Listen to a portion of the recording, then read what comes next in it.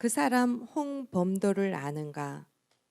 1937년 9월 9일 새벽 블라디보스톡역을 출발하는 시베리아 횡단 열차의 가축칸에 실려 중앙아시아의 어디쯤이라는 목적지도 없는 긴 여행을 떠난 유랑자 홍범도를 아는가?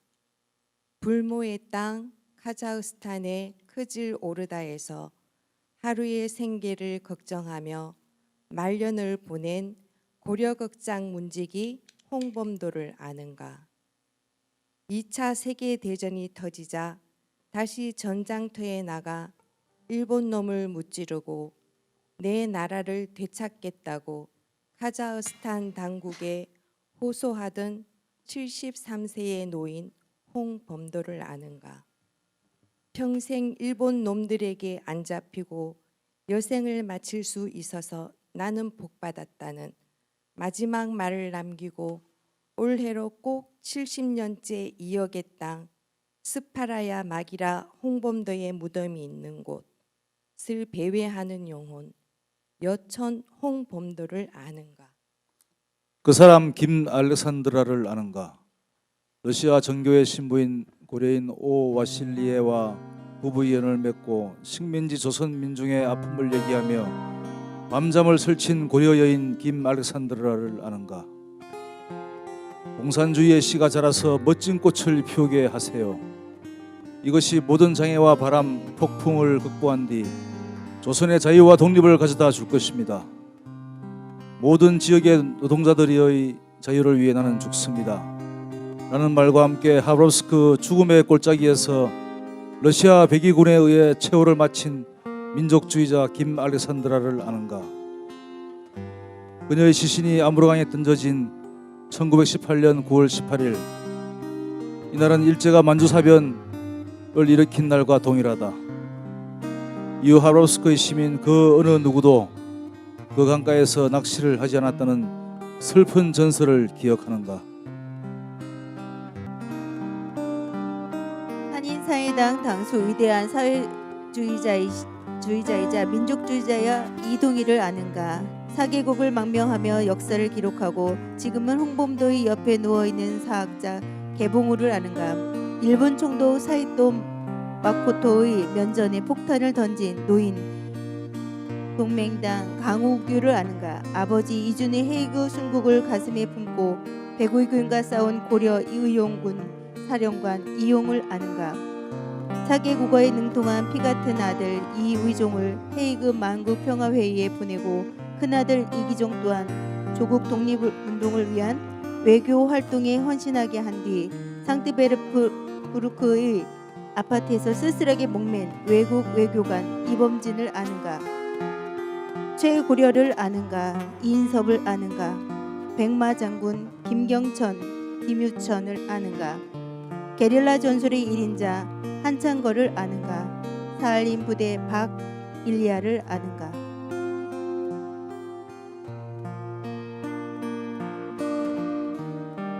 붉게 펼쳐진 이루크 숲의 자작나무 숲 사이로 눈발이 였다. 그리고 가쁜 숨 몰아쉬며 스키를 지치는 사람들이 드문드문 지나갔다.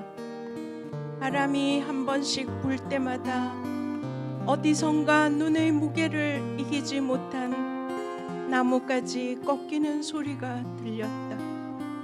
그 숲에서 나는 오래전 가지가 꺾인 나무들로부터 눈길을 들이대며 이름을 붙여주었다.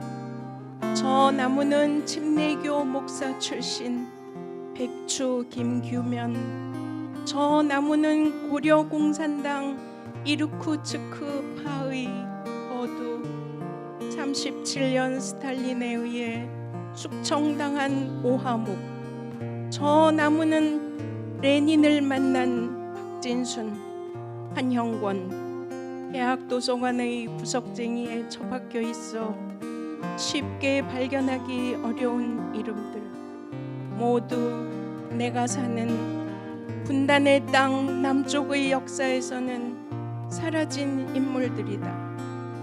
하나하나의 이름을 붙이다가 어느 순간 그 거대한 숲에 무릎을 꿇고 앉아 보드카 한 잔 올리고 싶은 생각이 들었다. 혹한의 땅 시베리아에 와서야 떠올리는 게 가능한 이름들이라니 너무 죄송하지 않은가. 애초 태어날 때부터 나에게 익숙한 이름들은 따로 있었다. 정일권, 신현화, 최규하, 그리고 박정희 따위의 이름들. 저 나무는 슬픈 전설의 여인 김알렉산드라. 저 나무는 민족사학자 개봉우. 저 나무는 게릴라 전술의 일인자 한창걸. 저 나무는 살린 부대 박일이야. 저 나무는 해삼이 어린 영혼의 선생님이 인순. 저 나무는 솔빈 강가의 유혼 이상설. 저 나무는 침례교 목사 백추 김규면. 저 나무는 레닌을 만난 박진순 한영권.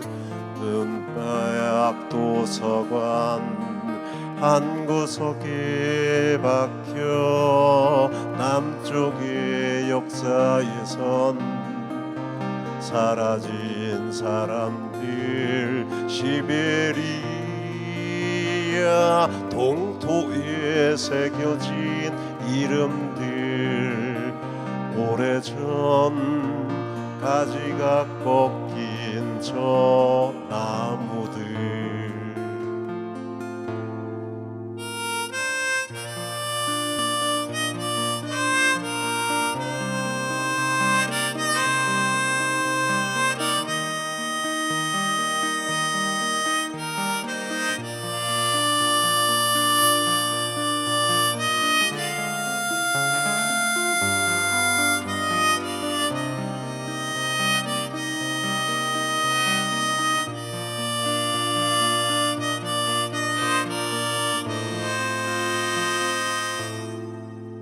저 나무는 멸문지화 가문의 아버지 최재형. 저 나무는 고려 공산당의 거두 오하무.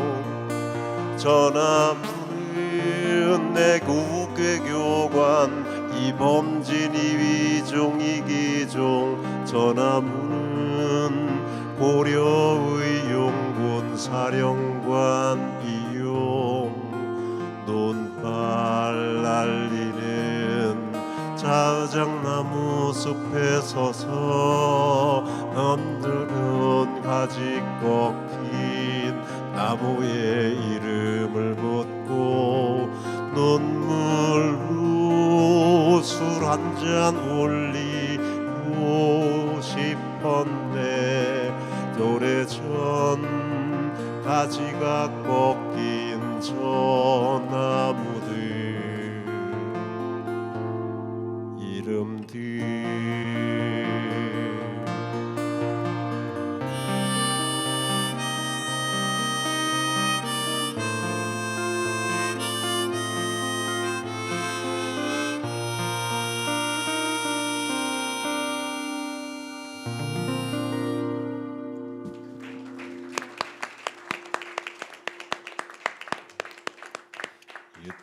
여러분들은 잘 기억하실 겁니다. 홍범도 장군이 귀환할 때 장군의 귀환 굉장히 감동적이었죠. 저희 입장에선 그렇습니다. 저희 입장에선 정말 우리가 미처 돌보지 못했던, 우리가 제대로 모시지 못했던 그 장군을 대통령 1호기로 탁 모시고 오면서 대한민국 영공으로 들어올 때 대한민국 공군이 운영하는 전체 그 전투기 6종이 다 그대로 가가지고 다 모시고 오지 않습니까? 정말 감동적이었는데 감동은 그때까지였죠. 그때도 저는 걱정을 했었습니다. 잘 아시는 것처럼 대전연충원에 모셨는데 그때 대전연충원에 같이 있었던 사람 중에는 시라카와 요시노리라고 하는 사람이 있었죠. 지금도 있습니다. 백선엽이라고 하는 사람. 홍범도 장군이 그들 용어대로 하면, 독립군 용어대로 하면, 지금 용어는 아닙니다, 못 죽여서 환장했던 사람이죠. 적이지 않습니까? 시라카 요시노리는요, 윤봉길 의사가 홍구공원, 지금 노신공원입니다, 노신공원에서 그때 그 거사를 치를 때 그때 그 사람 죽이려고 했던 거예요. 윤봉길 의사의 타켓이었습니다. 우리 조선독립 한일 애국단의 타켓이었다고요. 타켓이었는데 결국 그 거사가 이루어졌죠. 한 달 뒤에 죽었으니까요. 근데 그 사람의 이름을 이 사람이, 백선엽이라는 사람이 대신 창씨개명에서 썼지 않습니까? 근데 그런 사람하고 같이 묻혀 있으니까, 거기 모셨으니까 그때 걱정했죠. 홍 장군을 우리가 모시고 오면서 돌아가셔서까지도 독립운동을 하라고 하시는 거 아닌가라고 걱정을 했었는데, 그리고 죄송했었는데 여전히 그렇게 됐습니다. 그러니까 역시 예상대로 지금 돌아가는 상황들은 여러분들이 너무 잘 아실 거라고 생각합니다. 국가보안법은 잘 아시는 것처럼 또 1925년인가요? 일제 치안유지법에 근간을 두고, 근데 그 이전에도 메이지 유신 이후에 천황제를 하면서 그런 법들이 좀 있긴 있었습니다. 일본의 좌익들, 그리고 조선의 독립운동가들을 잡아내기 위한 법이었죠. 그것이 국가보안법이 됐습니다.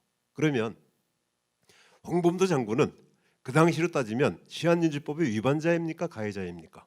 아니, 치안유지법의 피해자입니까, 가해자입니까? 당연히 피해자죠. 김 알렉산드리아는 당시로 따지면 치안유지법의 피해자입니까, 가해자입니까? 개봉우는 피해자입니까, 가해자입니까? 고려의원군 사령관 이준 열사의 아들이죠. 헤이그 열사였던 이준 열사의 아들입니다. 그 아들 이용은 치안유지법, 지금으로 따지면 국가보안법의 가해자입니까, 피해자입니까? 라고 물어보면 답은 나오죠. 다 피해자들이죠. 그러면 지금 통일하겠다고, 아니면 노동해방하겠다고 그러면서 다시 친일이 된 나라 찾겠다고 하는 사람들, 이 사람들은 국가보안법의 피해자의 위치에 있습니까, 아니면 가해자의 위치에 있습니까? 당연히 피해자의 위치에 있죠. 그러면 가해자는 누구인가? 답은 간단하죠. 이것을 어떻게 풀어나가야 하는가? 이건 대단히 큰 숙제라고 생각합니다. 제가 이제 그 국가가 아까 말씀드렸는데요. 국가가 주로 하는 일들이 제 소위 말하는 국민들을 군대화 시킨다라고 하는 것이 최종 목표라고 이렇게 말씀을 드렸지 않습니까? 세뇌시키기 위한 가장 중요한 요소이죠. 그러니까 군대에서 또 그 하는 것들이 있습니다. 한 놈만 패, 이런 것들 있죠. 주로 한 놈만 패, 한 놈만 딱 시범을 보이면 나머지는 쫙 알아서 기는 거, 요거를 일반적으로 군대에서는 잘합니다. 우리도 그렇죠. 국가보안법이 똑같이 닮았지 않습니까? 한 사람만 딱 시범을 보이면. 그래서 제가 왜 연평도 거기까지 가서, 아니면 강화 교동도에서 그저 사진을 찍는 것뿐인데 못 찍고 그냥 두려워서 그냥 나왔겠어요. 한 놈만 패는 것을 봤기 때문에 그렇습니다. 그 한 놈들이 사실 여러분들이고 저이고 다 그렇죠. 피해자는 예상할 수가 없는 거니까. 사람들은 그럼에도 불구하고 그냥 자유롭다고 생각을 하는데 우리는 거기에 너무 길들여져 있죠. 그것은 이를테면 사상을 가두는 것이 나쁜 것일 뿐만 아니라, 이를테면 국민 전체를 이를테면 불신의 어떤 그 끈, 그리고 좀 더 상상할 수 있는, 내가 마치 철조망 가서 사진을 자유롭게 찍을 수 있듯이 다른 여타의 부분도 자유롭게 접근할 수 있는 사상의 폭, 생각의 폭, 행동의 폭을 그대로 다 축소시킨다라고 하는 부분에서는 그건 대단히 큰 문제가 있는 것. 그래서 만약에 교육을 하고 사람들을 변화시키기 위한 많은 노력들을 하는 데 있어서 국가보안법 폐지에 물론 피해자들의 상황들이나 이런 부분들을 얘기하는 것도 대단히 중요하죠. 근데 저는 기본적인 상식으로 돌아갔으면 좋겠다. 그 상식은 역사 속에 있다. 뭐 이런 정도의 그 말씀을 좀 드리고 싶습니다. 저 얘기는 마하트마 간디 얘기입니다. 자연은 인간의 모든 필요를 충족시킬 수 있으나 한 인간의 욕망을 충족시킬 수는 없다.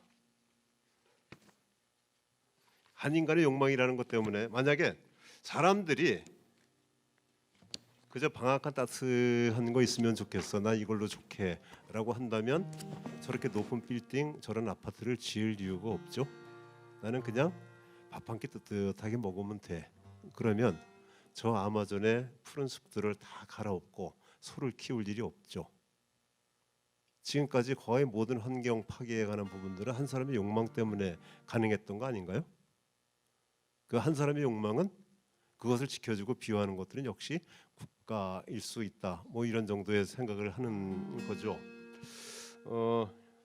그래서 아까 한눈만 패 그러다 보니까 이를테면은 그 정부나 아니면은 지도자의 권력의 그 생각에 어긋나는 부분이 있는 어떤 한 존재에 대해서 테러를 가하게 되면 나머지 그 동조하거나 그와 유사한 일들을 하는 그런 사람들의 입은 다 닫히게 되죠.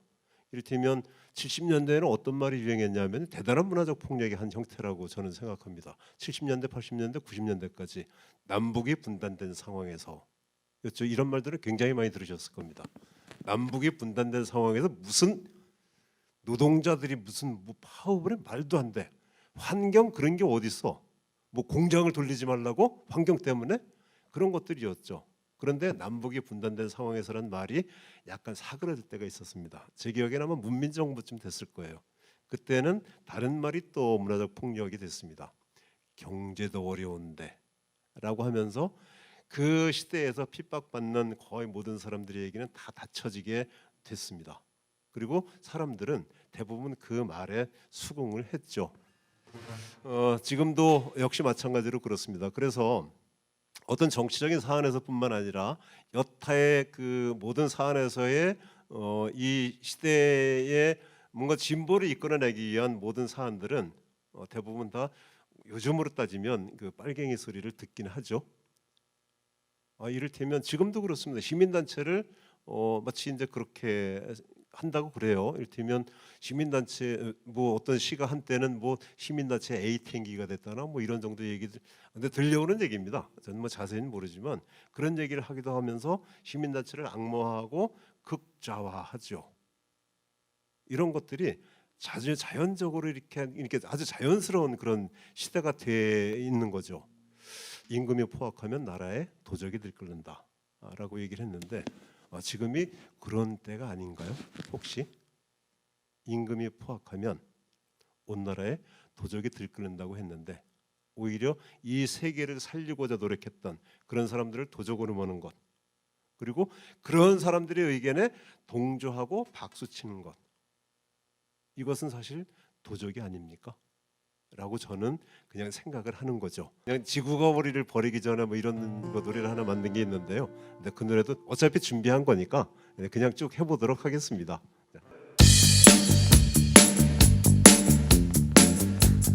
네, 저 MR 조금만 좀 줄여주시고.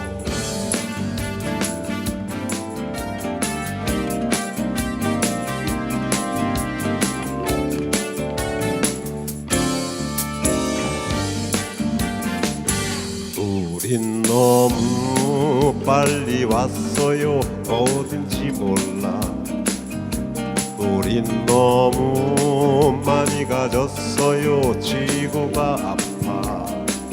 지금 여기 강이 죽으니 바다가 죽고, 지금 여기 숲이 사라지니 새들이 떠나요. 당신이 아프니 내가 아파. 지구가 아프니 우리가 아파. 잠시 멈추고 생각해봐요. 지구가 우릴 버리기 전에.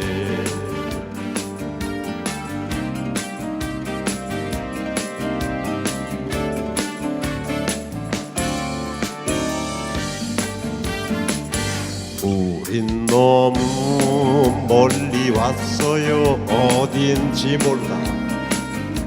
우린 너무 지구가 아파. 지금 여기 반성도 없이 아이가 죽고, 지금 여기 은둔도 없이 생명이 위험해. 당신이 슬프니 내가 슬퍼, 지구가 슬프니 우리가 슬퍼. 잠시 멈추고 생각해봐요. 지구가 우릴 버리기 전에 당신이 아프니 내가 아파, 지구가 아프니 우리가 아파. 서로 아끼며 살리며 천년 만년 살아요. 당신이 슬프니 내가 슬퍼, 지구가 슬프니 우리가 슬퍼. 서로 모시며 달리며 천년 만년 살아요.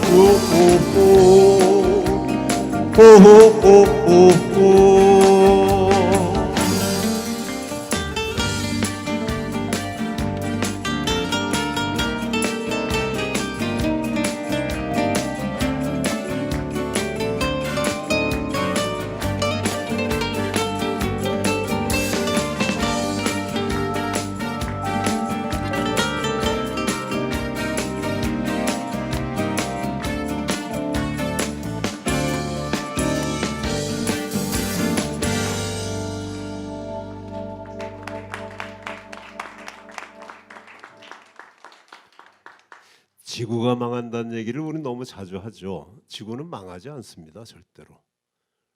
지구의 나이는 48억 년쯤 됩니다. 3억 년 더 써주시면 인간의 나이는요 100만 년도 아니죠. 사실 따지고 보면 기껏해 30만 년입니다. 물론 이제 오스트랄로피테쿠스 정도가 되면 한 500만 년 정도 쳐주는데 그때하고는 좀 종이 좀 다르다면서요. 저는 사실 관심은 없습니다. 진화론, 창조론 이런 건 별로 관심 없고 그냥 외로우니까 믿는 것뿐이죠. 그런데 한 30만 년 됩니다. 그러면 48억 대 30만 잽이 안 되죠. 상대가 안 됩니다. 이건 마치 태어나지도 않은 아이가 엄마를 보살피겠다고 하는 얘기랑 똑같아요. 그래서 지구는 절대 망하지 않습니다. 그러니까 인간은 절대로 지구를 보호한다거나 지구를 살린다거나 환경을 보호한다거나 자연을 보호한다는 얘기를 해서는 안 됩니다. 군대에서 봤어야 얘기대로 우리는 지구에 온 손님이에요. 잠깐 들렀다 가는 손님이니까 그 정도 예의를 지키면 되는 것뿐입니다. 그런데 우리는 지구를 우리의 소유라고 생각을 하죠. 인류가 멸망하죠. 인류는 멸망합니다. 지구의 환경이 나빠지고 사람들이 못 살게 될 그런 환경이 되면 인류는 멸망하지만 지구는 여전히 존속할 겁니다. 물론 산소는 없어지고 방사능 천지가 되긴 하겠지만, 그래서 우리가 환경을 대하는 태도에 있어서도 사실은 훨씬 더 인간됨의 겸손함, 자연으로서의 인간, 그런 겸손함이 당연히 있어야 되는 일이고 운동도 저는 그렇게 해야 된다고 생각하는 편이긴 하죠. 최근에 아주 못된 일이 벌어졌습니다. 제가 그 9월달인가 이 노래를 하나 만들어 놓고 별로 부를 데가 없어서 그냥 집에다 썩혀두고 있었습니다. 근데 오늘은 이 노래를 그냥 마음대로 해도 그냥 뭐라고 하지 않으실 것 같아서 그냥 한번 해보겠습니다. 일본은 지구의 우물에 독을 풀고 다닌다. 일본은 인류 멸망의 문을 활짝 열었다. 바다에 사는 그 어떤 생명들도 찬성하지 않았다. 하늘 아래 사는 그 어떤 생명들도 찬성하지 않았다. 한국은 인류 우물의 독을 맘껏 마시라 한다. 한국은 인류 멸망의 문을 맘껏 드나들라고 한다.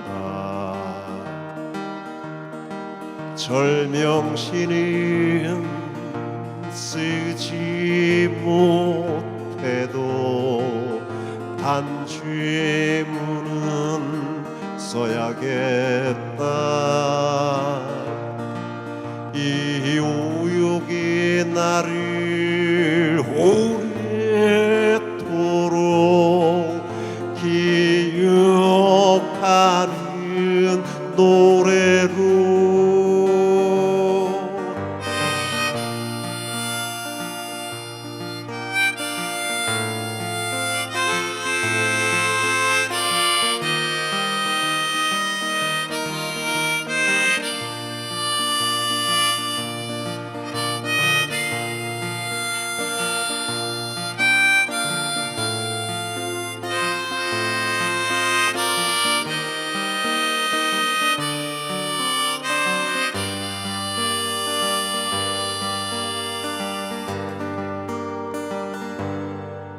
일본은 지구의 우물에 독을 풀고 다닌다. 한국은 인류 멸망의 문을 맘껏 드나들라고 한다. 일본 없이는 살 수 있어도 바다 없이는 살 수 없다. 일본 없이는 살 수 있어도 바다 없이는 살 수 없다. 일본 없이는 살 수 있어도 바다 없이는 살 수 없다. 일본 없이는 살 수